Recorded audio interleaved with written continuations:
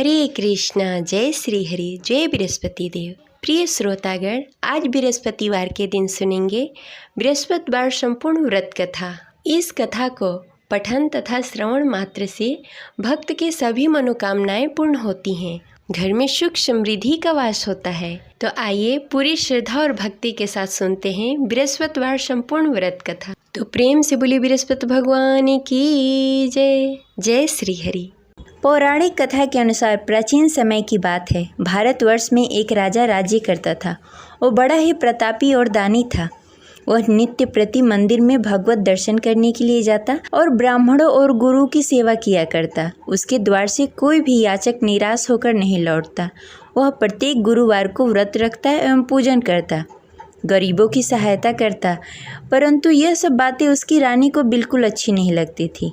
वह न तो व्रत करती और न ही किसी को एक भी पैसा दान में देती थी। वह राजा से भी ऐसा करने को मना किया करती थी। एक समय की बात है, राजा शिकार खेलने के लिए वन को चले गए। घर पर रानी और दासी थी। उस समय गुरु बृहस्पति साधु का रूप धारण करके राजा के दरवाजे पर भिक्षा मांगने के लिए आए। साधु ने रानी से भिक्षा मांगी तो वह कहने लगी, हे साधु महाराज, मैं इस दान पुण्य से तंग आ गई हूँ। इस कार्य के लिए तो मेरे पति ही बहुत हैं। अब आप ऐसी कृपा करें कि सारा धन नष्ट हो जाए तथा मैं आराम से रह सकूं। साधु रूपी बृहस्पति देव ने कहा, हे देवी, तुम तो बड़ी ही विचित्र हो। संतान और धन से कोई दुखी नहीं होता, इसको सभी चाहते हैं। पापी भी धन और पुत्र की इच्छा करता है। अगर तुम्हारे पास धन अधिक है तो भूखे मनुष्यों को भोजन करवाओ, प्याव लगवाओ, ब्राह्मणों को दान दो, धर्मशाला बनवाओ, कुआं, तालाब, बावड़ी, बाग, बगीचे आदि का निर्माण कराओ तथा निर्धन कुंवारी कन्याओं का विवाह करवाओ। साथ ही यज्ञ करो। इस प्रकार के कर्मों से आपके कुल का और आपका नाम परलोक में भी सार्थक होगा एवं तुम्हें स्वर्ग की प्राप्ति होगी। परंतु रानी साधु की इन बातों से खुश नहीं हुई। उसने कहा, हे साधु महाराज, मुझे ऐसी धन की आवश्यकता नहीं है जिसे मैं अन्य लोगों को दान में देती फिरूं, जिसको रखने और संभालने में भी मेरा सारा वक्त निकल जाए। साधु ने कहा, हे देवी, यदि तुम्हारी ऐसी ही इच्छा है तो जैसा मैं तुम्हें बताता हूँ वैसा करना। बृहस्पतिवार के दिन आंगन को गोबर से लीपना और अपने केसों को पीली मिट्टी से धोना। केसों को धोते समय स्नान करना। राजा से कहना कि वो हजामत कराए। भोजन में मांस मदिरा खाना, कपड़े धोबी को धोने के लिए देना। इस प्रकार 7 बृहस्पतिवार को करने से तुम्हारा सारा धन नष्ट हो जाएगा। यह कहकर साधु महाराज रूपी बृहस्पति देव अंतर्ध्यान हो गए।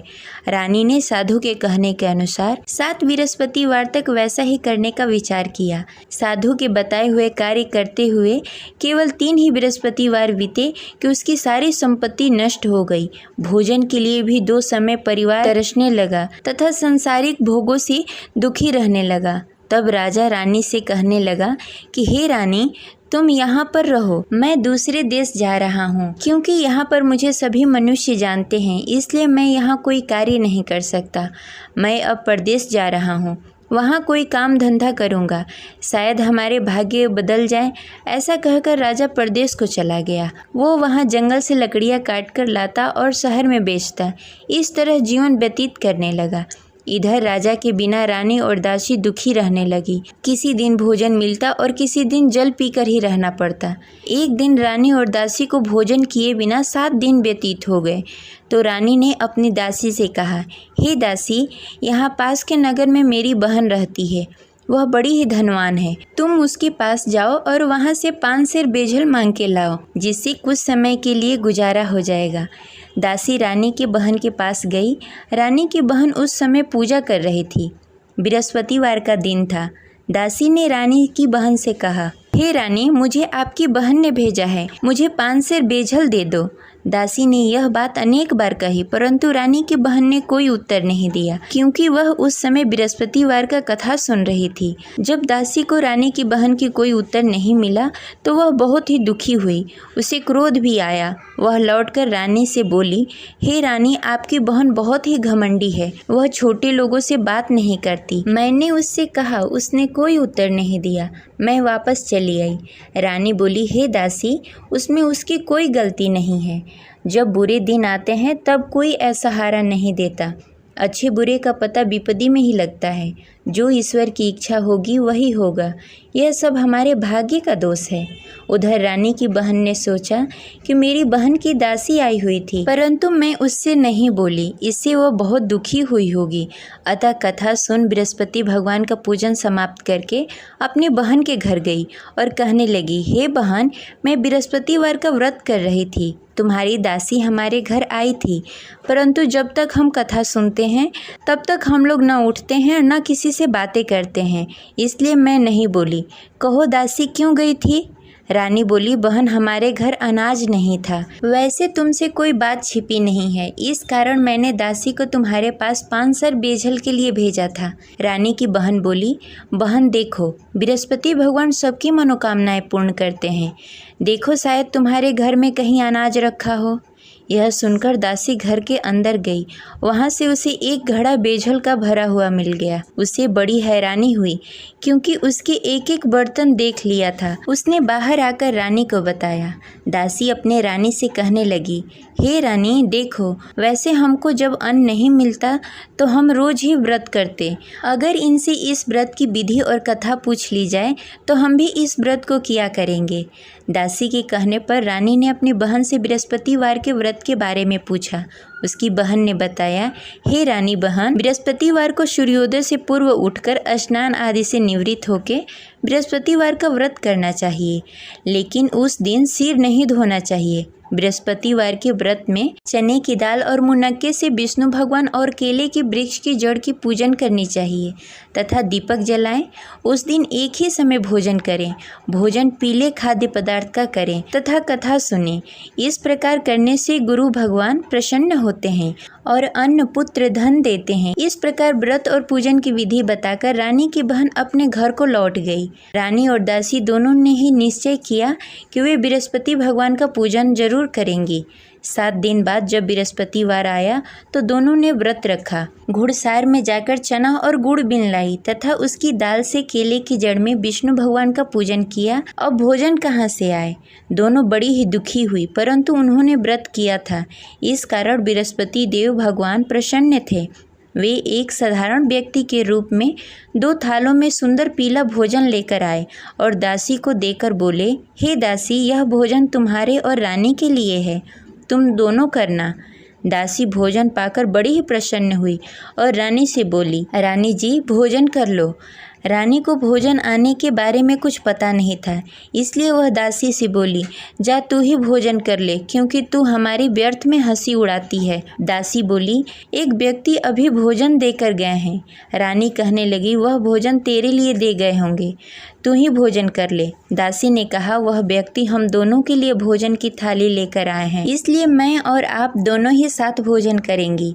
फिर दोनों ने गुरु भगवान का नमस्कार किया और भोजन प्रारंभ किया। उसके बाद से वे प्रत्येक बृहस्पतिवार को गुरु भगवान का व्रत और पूजन करने लगी। बृहस्पति भगवान की कृपा से उसके पास धन हो गया, परंतु रानी फिर पहले की तरह आलस्य करने लगी। तब दासी बोली, देखो रानी, तुम पहले भी इस प्रकार का आलस करती थी, तुम्हें धन को रखने में कष्ट होता था, इस कारण सभी धन नष्ट हो गए। अब गुरु भगवान की कृपा से धन मिला है तो फिर तुम्हें आलस्य होता है। बड़ी मुसीबतों के बाद हमने यह धन पाया है, इसलिए हमें दान पुण्य करना चाहिए। तुम भूखे मनुष्यों को भोजन कराओ, प्याव लगवाओ, ब्राह्मणों को दान दो, कुआं, तालाब, बावड़ी आदि का निर्माण कराओ, मंदिर पाठशाला बनवाओ, दान दो, कुंवारी कन्याओं का विवाह करवाओ। धन को शुभ कार्यों में खर्च करो, जिससे तुम्हारे कुल और यश बढ़े तथा स्वर्ग की प्राप्ति हो और पितृ प्रसन्न हो।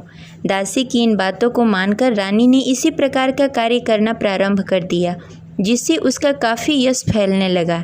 एक दिन रानी और दासी आपस में विचार करने लगी, न जाने राजा किस दशा में होंगे, उनकी कोई खोज खबर नहीं है। गुरु भगवान से उन्होंने प्रार्थना की और भगवान ने रात्रि में राजा को स्वप्न में कहा, हे राजा, उठ, तेरी रानी तुझे याद करती है, अब अपने देश को लौट जा।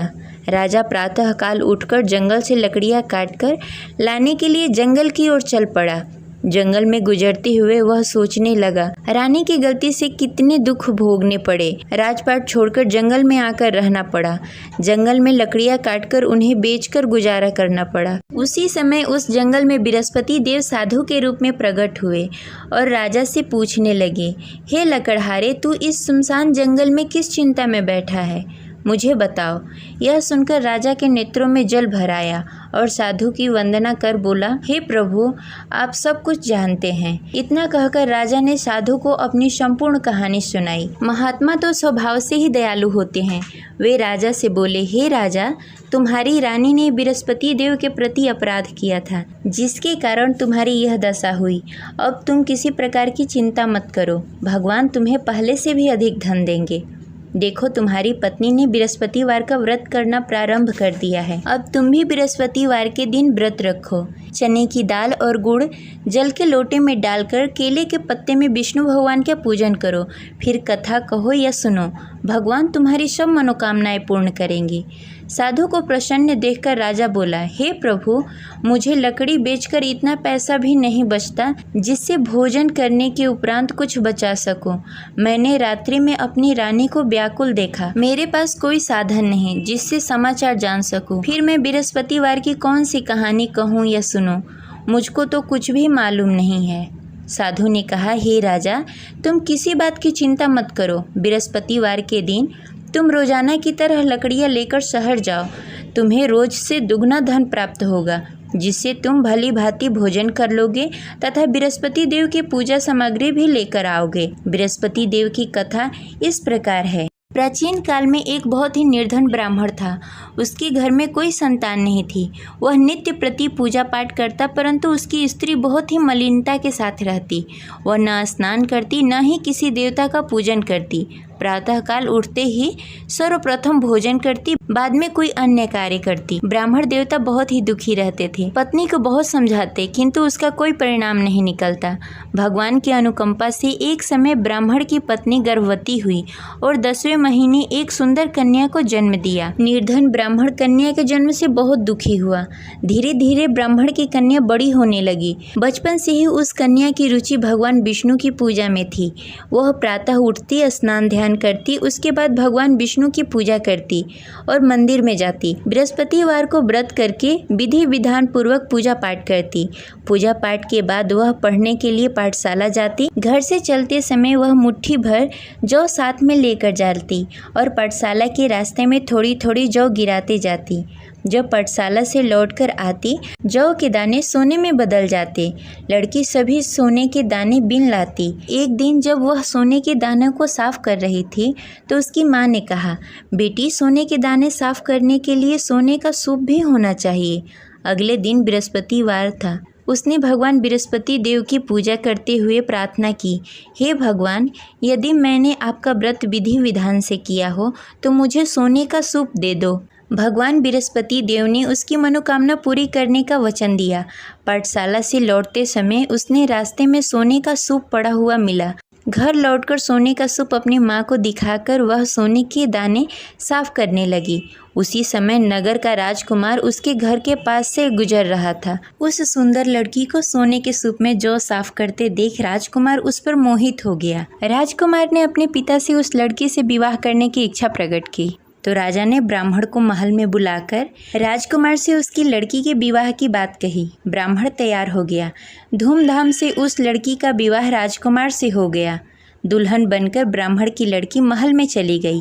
लड़की के चले जाने से ब्राह्मण फिर से निर्धन हो गया। उसे कई कई दिनों तक बिना भोजन के रहना पड़ा। बहुत दुखी होकर ब्राह्मण एक दिन अपनी लड़की के पास गया। अपने पिता से निर्धनता का समाचार सुनकर उसे बहुत सारा धन देकर पिता को विदा किया। उस धन से ब्राह्मण का कुछ दिनों तक आराम से गुजारा हुआ, लेकिन जल्द ही फिर भूखों मरने की हालत हो गई। ब्राह्मण अपनी लड़की से धन लेने के लिए फिर महल में पहुंचा। लड़की ने पिता की बुरी हालत देखकर कहा, पिताजी, आखिर आप कब तक मुझसे धन लेकर जीवन व्यतीत करेंगे?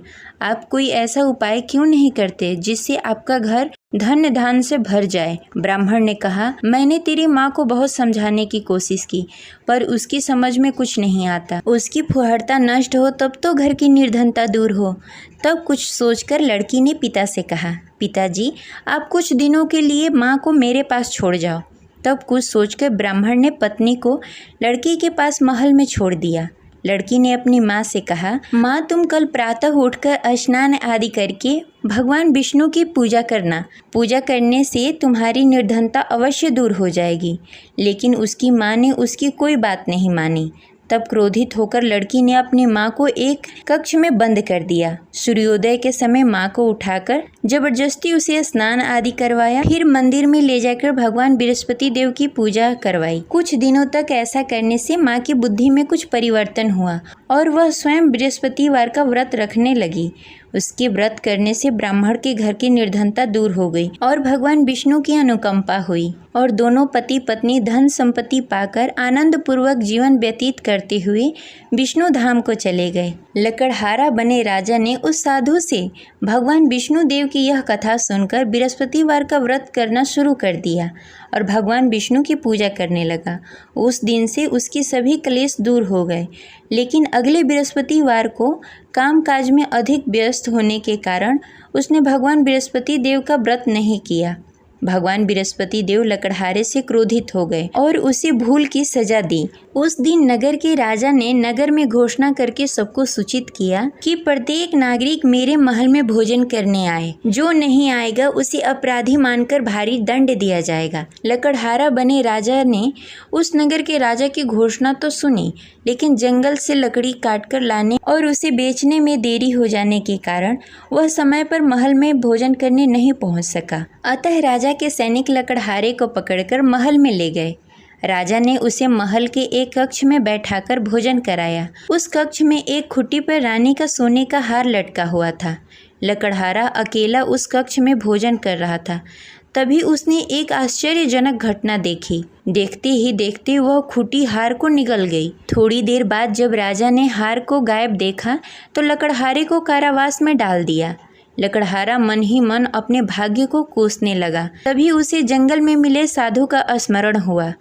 थोड़ी देर में भगवान बृहस्पति देव सन्यासी के रूप में उसके सामने प्रकट हुए और कहा, हे लकड़हारे, तूने भगवान बृहस्पति देव की पूजा नहीं की, इसी कारण तुम्हें कष्ट हो रहा है। लेकिन अब चिंता मत करो, बृहस्पतिवार के दिन कारागार के दरवाजे पर तुम्हें कुछ पैसे पड़े हुए मिलेंगे। उन पैसों से भगवान बृहस्पति देव का व्रत करके उनकी पूजा करोगे तो तुम्हारे सारे दुख दूर हो जाएंगे। फिर बृहस्पतिवार के दिन दरवाजे पर पड़े पैसे राजा को मिले, जिससे उसने चने की दाल, गुड़, मुनक्का मंगाकर भगवान बृहस्पति देव की कथा कही और व्रत किया, जिससे भगवान बृहस्पति देव प्रसन्न होकर उस नगर के राजा को स्वप्न में लकड़हारे को मुक्त करने को कहा। सुबह राजा ने आकर अपने कक्ष में देखा कि खूंटी पर हार टंगा हुआ है। राजा ने लकड़हारे को मुक्त कर दिया, उसे धन और आभूषण देकर विदा किया। लकड़हारा बना राजा उस नगर से चलकर अपने नगर की तरफ चल दिया। जब राजा अपने नगर में पहुंचा तो उसने देखा उस नगर में कुएं, धर्मशाला, बाग बगीचे देखकर बहुत प्रसन्न हुआ। राजा ने किसी से पूछा, ये कुएं, धर्मशाला किसने बनवाए? सबने उसे बताया कि ये सब रानी और दासी ने बनवाए हैं। राजा जब महल में पहुंचे तो रानी ने उनका भव्य स्वागत किया। तब राजा ने निश्चय किया कि सप्ताह में एक बार तो सभी बृहस्पतिवार का व्रत तथा पूजन कर सकते हैं, परंतु मैं प्रतिदिन व्रत किया करूँगा तथा दिन में 3 बार कथा कहूँगा। अब राजा हर समय दुपट्टे में चने की दाल बांधकर रखते तथा दिन में 3 बार बृहस्पतिवार का कथा कहते। कुछ दिनों के बाद राजा को अपनी बहन की याद आई। एक दिन घोड़े पर सवार होकर राजा अपनी बहन से मिलने के लिए चल दिया। अभी राजा नगर के बाहर ही पहुंचा था कि उसने देखा कि कुछ लोग एक 100 को ले जा रहे हैं। राजा को स्मरण हुआ कि आज उसने किसी को बृहस्पतिवार का व्रत कथा नहीं सुनाया। राजा ने उन लोगों से रोककर कहा, भाइयों, आप 100 ले जाने से पहले मुझसे बृहस्पतिवार का कथा सुन लो। लोगों ने राजा पर क्रोधित होते हुए कहा, तुम पागल तो नहीं हो?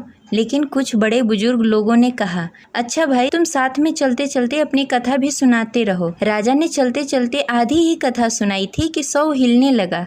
राजा की पूरी कथा समाप्त होते ही 100 उठकर बैठ गया। लोगों ने हैरानी से दांतों तले उंगली दबाई और अगले बृहस्पतिवार को भगवान बृहस्पति देव का व्रत करने व कथा सुनने का निश्चय कर लिया। अब घोड़े पर सवार होकर राजा चलते हुए एक किसान के पास पहुंचा। किसान अपने खेत में हल चला रहा था।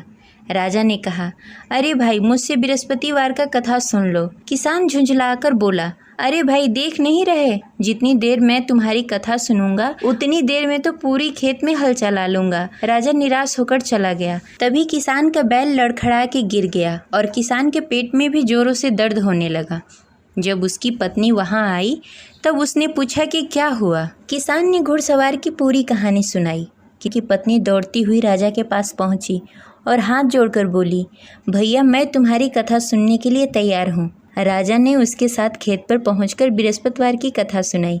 तभी बैल भी उठकर खड़ा हो गया और किसान के पेट का दर्द भी तुरंत ठीक हो गया। राजा वहां से अपने घोड़े पर सवार होकर अपने बहन के घर पहुंचा। तब राजा की वहां बहुत आव भगत हुई। अगले दिन सुबह उठकर राजा ने देखा घर के सभी लोग भोजन कर रहे हैं। किसी भूखे को बृहस्पतिवार का कथा सुनाए बिना राजा कभी भोजन नहीं करता था। उसने बहन से कहा, बहन क्या घर में कोई ऐसा व्यक्ति है जिसने भोजन नहीं किया हो? उसकी बहन ने बोला, भैया हमारे घर तो क्या, आपको पूरे नगर में कोई ऐसा व्यक्ति नहीं मिलेगा जिसने सुबह सुबह भोजन नहीं किया हो। तब राजा ने बहन के घर से निकलकर उस नगर में बिना भोजन किए हुए व्यक्ति की तलाश करनी शुरू की। एक गडेरिये के घर में उसका बेटा बीमार होने के कारण भूखा रह गया था। राजा ने उसको जाकर बृहस्पतिवार का कथा सुनाया। कथा सुनते सुनते गडेरिये की बेटे की बीमारी भी ठीक हो गई। सबने राजा की बहुत प्रशंसा की। एक दिन राजा ने अपनी बहन से कहा, बहन अब हम अपने घर जाना चाहते हैं, तुम भी हमारे साथ चलो, कुछ दिन वहाँ रहकर लौट कर आना। राजा की बहन ने अपनी सास से पूछा तो सास ने ताने देते हुए कहा, बहू मायके जाना हो तो अकेली जाना, मेरे पोतों को लेकर नहीं जाना।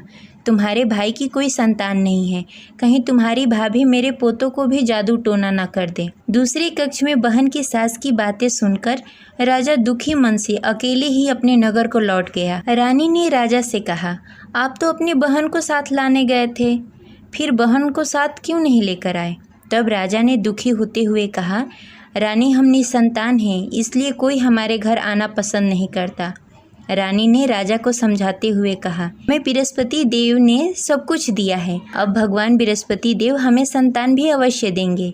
बृहस्पतिवार को विधि पूर्वक व्रत करते हुए राजा और रानी ने भगवान बृहस्पति देव से संतान के लिए प्रार्थना की। कुछ दिनों के बाद ही रानी गर्भवती हो गई। 10वें महीने रानी ने एक सुंदर बालक को जन्म दिया। राजा रानी जीवन प्रयत्न बृहस्पतिवार का व्रत करते रहे। उनके घर में धन्य धान्य की वर्षा होती रही। इस तरह अनंत पूरक जीवन यापन करते हुए राजा रानी भगवान बृहस्पति देव की अनुकंपा से मोक्ष को प्राप्त हो गए। बृहस्पतिवार को विधि पूर्वक व्रत करके जो स्त्री पुरुष भगवान विष्णु की पूजा करते हैं उनकी सभी मनोकामनाएं पूर्ण होती है। जय बृहस्पति देव।